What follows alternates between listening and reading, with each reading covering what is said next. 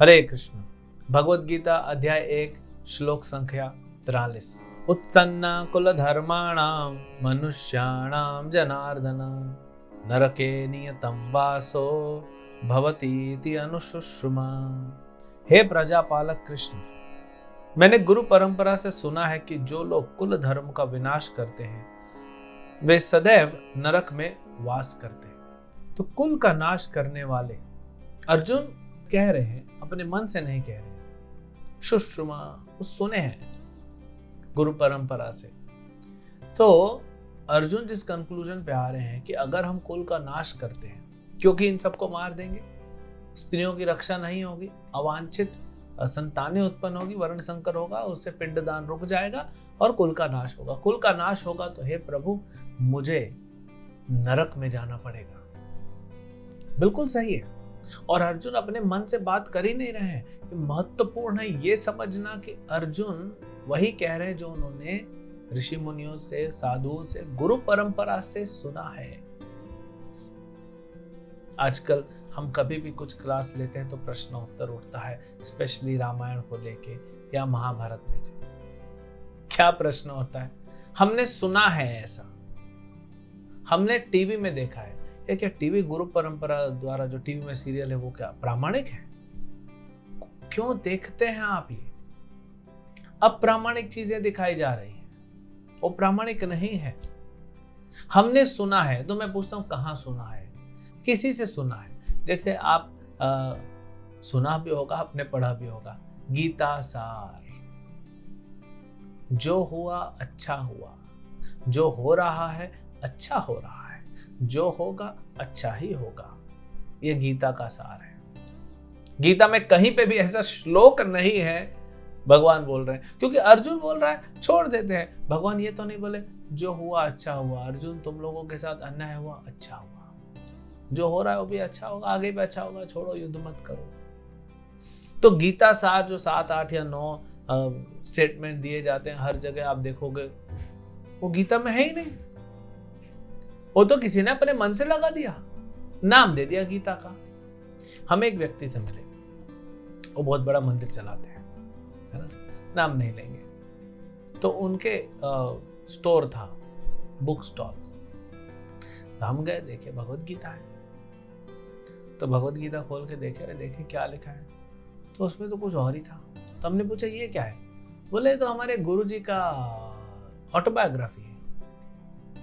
ठीक है, अच्छी बात है। नाम क्यों गीता दिया है? गीता नाम बिकता है ना, गीता नाम रखने से लोग खरीद के जाएंगे। ऐसा अधर्म चल रहा है संसार में। गीता सार गीता में है ही नहीं और गीता सार बन गया। तो इसीलिए हमने यहां सुन लिया है, हमने इससे सुना, उससे सुना, इससे सुना, नुक्कड़ पे सुना, फुटपाथ पे सुना, ट्रेन में सुना, टीवी में देखा। ये सब छोड़ दीजिए। गुरु परंपरा क्या कहती है, भगवान क्या कहते हैं, इसको समझिए। और इसीलिए जब प्रभुपाद जी ने गुरु परंपरा में रहते हुए तात्पर्य लिखा, भगवद गीता का टीकाएं लिखी, तो इसलिए अपने भगवद गीता को नाम क्या दिया? भगवद गीता यथारूप, इंग्लिश में as it is. As it is लिखा क्यों प्रभुपाद ने? क्यों वो एम्फसाइज दिया? क्योंकि जैसे भगवान ने कहा गुरु परंपरा में आ रही है, प्रभुपाद जी कहे मैं एज इट इज, यथारूप आप लोग को प्रस्तुत कर रहा हूं। कुछ भी मैंने न कम किया है, न ज्यादा किया, न किसी का मतलब का हेरा फेरी किया है। तभी तो आज देख रहे हैं संसार में कि प्रभुपाद जी का जो भगवद गीता है, जो इस्कॉन का भगवद गीता, वो पढ़ के हजारों लाखों लोग भक्त बन रहे हैं। क्योंकि जब पढ़ रहे हैं तो वो पोटेंसी, वो शक्ति जो भगवान ने दी है वो वैसे ही है, तभी तो उसका असर हो रहा है। अगर आप किसी अपने नौकर को भेजते हैं, जा भाई मेडिकल से दवाई लेके आ, वो दवाई लेता है, फिर उसमें कुछ मिला देता है, कुछ हेरा फेरी हो जाता है, लिक्विड है खोल के कुछ करता है, तो आपको उसका असर नहीं होगा, मतलब दवाई में गड़बड़ है।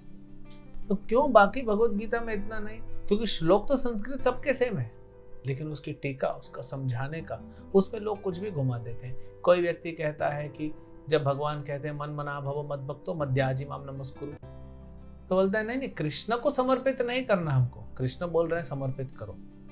कृष्ण को समर्पित नहीं करना है, कृष्ण के अंदर जो कृष्ण है उनको समर्पित करना है। अगर ऐसा होता तो कृष्ण कहते नहीं मेरे अंदर समर्पित करो।